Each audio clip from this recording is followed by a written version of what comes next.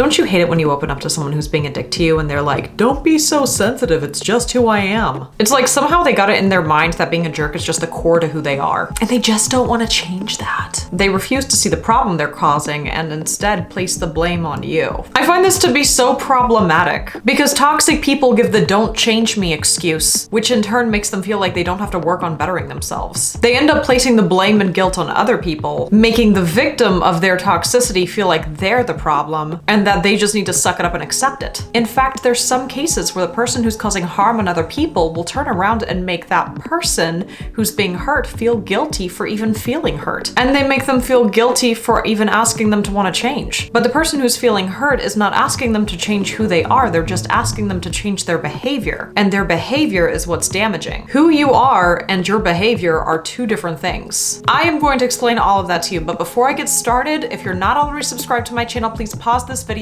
and do so. Now let's get back to that subject. So the big question that we have is, what's the difference between changing who you are and changing your behavior? Well, who you are doesn't hurt anyone. Who you are consists of the kind of person that you are within.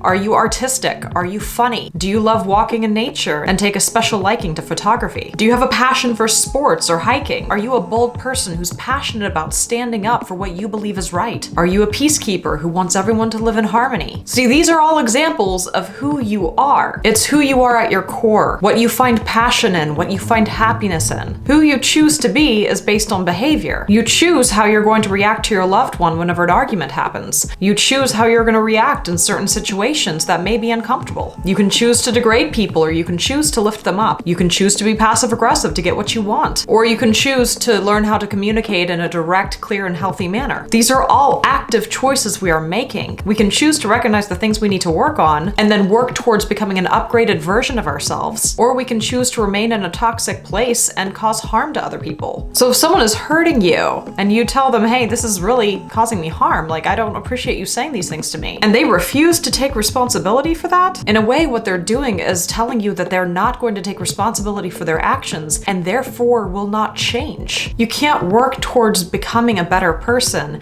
and improving until you take responsibility for your actions, until you recognize what is it that you need to work on. Refusing to take responsibility for something that's causing harm points towards remaining toxic. It is not your fault that this person is making these active choices. Some people just aren't ready to change or just don't want to. Some people live their lives reacting from the hurt of their past wounds, and they don't take active steps to heal those wounds. It's not their fault that they were hurt in the past, but it's their choice not to seek help and actively work towards healing that. If someone has made it very clear that they have no intention on working towards bettering themselves and working towards bettering their toxic behaviors, then what I find really important to do is just make the decision of whether or not this person should be in your life. Holding on to someone toxic is like holding on to a cactus and hoping it doesn't stab you. It's going to, and the tighter you hold on to it, the deeper those thorns are going to stick into you. Eventually those wounds will become infected and you are the one that's going to have to heal from that. You don't deserve to be hurt like that. You don't deserve to have damage inflicted on you. You're not too sensitive, and telling someone, hey, I really need you to change this kind of behavior because it's causing me harm is actually a really reasonable request. If they're not willing to work with you on that request and to work on themselves, then you should think about what position this person should have in your life, if at all. You gotta make the right decisions for you. You gotta look at your mental health and what's going to be best for that. And sometimes it means taking that really difficult step away from someone that you still love. It doesn't mean you love them any less, but it means that you just aren't willing to accept or tolerate their toxicity anymore. I know how difficult that can be. I remember whenever I first cut things off with my abusive ex, taking that step away, just saying, okay, you know what, I'm done, it's over,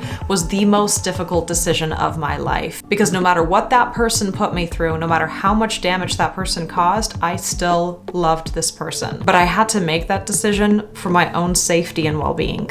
And I don't regret it. It was the best decision I've ever made in my life. And now I look back and my only regret is not leaving sooner. So when I tell you that you don't deserve to be treated the way that you were being treated, I'm talking from experience. I know how difficult it is to take a step back, but I also know that you don't deserve to be put through that. And you deserve so much better than what they're putting you through. You deserve to be treated with respect and love.